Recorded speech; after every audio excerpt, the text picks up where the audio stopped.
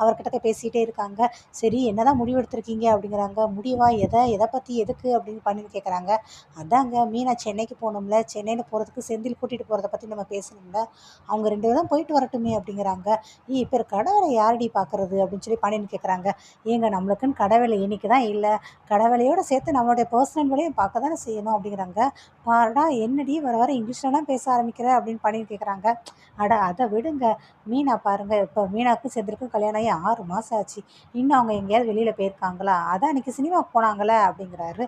சினிமாவுக்கு ஒரே ஒரு தடவை தான் போனாங்க, வேறு எங்கேயாவது அவங்க போயிருக்காங்களா? ஆமாம், அன்றைக்கி கொடைக்கானல் கூட்டிகிட்டு போகணும்ல அப்படின்னு பழைய சொன்னார். கொடைக்கானலுக்கா நம்ம எங்கே கூட்டிகிட்டு போனோம், பக்கத்தில் இருக்கிற முருகனுக்கு தான் போனோம். அதுவும் அவங்க மட்டுமா போனாங்க, நம்ம எல்லோரும் கூட போனோம்.